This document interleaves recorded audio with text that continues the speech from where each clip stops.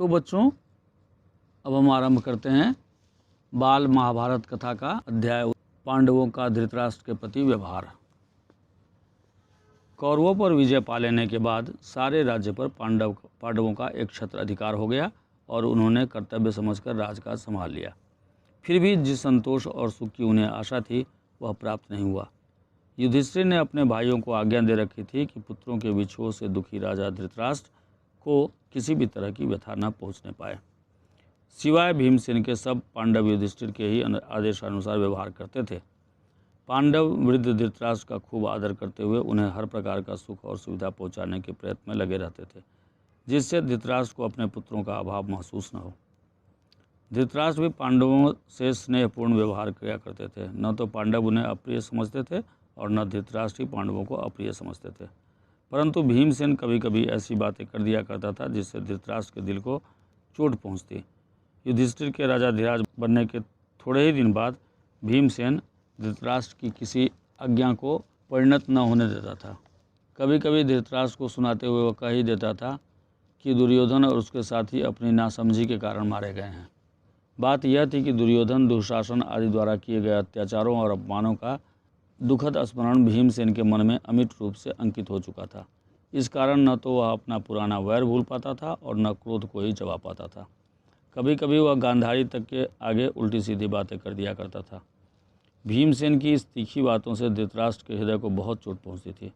गांधारी को भी इस कारण बहुत दुख होता था, परंतु वह विवेकशीला थी और धर्म का मर्म जानती थी, इसलिए भीमसेन की बातें चुपचाप सह लिया करती थी तथा कुंती से स्फूर्ति पाकर धीरज धर लिया करती थी। यद्यपि महाराज युधिष्ठिर ने धृतराष्ट्र को हर प्रकार से आराम पहुंचाने का उचित प्रबंध कर रखा था, फिर भी धृतराष्ट्र का जी सुखभोग में नहीं लगता। एक तो वह बहुत वृद्ध हो गए थे, फिर भीमसेन की अप्रिय बातों से कभी कभी उनका हृदय खिन्न हो जाता था। धीरे धीरे उनके मन में विराग आ गया। इन बातों में गांधारी भी उनका अनुसरण किया करती थी।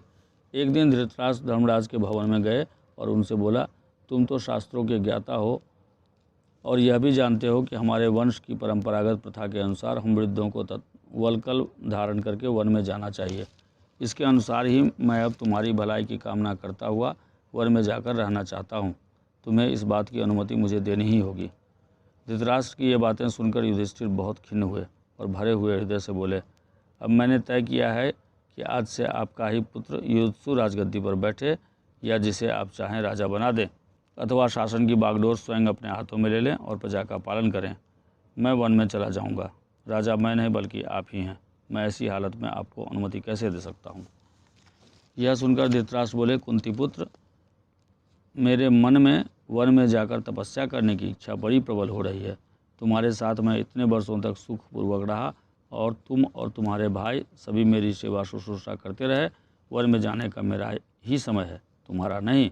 इस कारण वन में जाने की अनुमति तुम्हें देने का सवाल ही नहीं उठता। यह अनुमति तो तुमको देनी ही होगी। यह सुनकर युधिष्ठिर अंजलिबद्ध होकर कांपते हुए खड़े रहे। वह कुछ बोल न सके। उनसे ये बातें कहने के बाद धृतराष्ट्र आचार्य कृप एवं विदुर से बोले, भैया विदुर और आचार्य, आप लोग महाराज युधिष्ठिर को समझा बुझाकर मुझे वन में जाने की अनुमति दिलाइए। और इस तरह से युधिष्ठिर से वन में जाने की अनुमति पाकर वृद्ध राजा धृतराष्ट्र उठे और गांधारी के कंधे पर हाथ रखकर लाठी टेकते हुए वन के लिए रवाना हुए।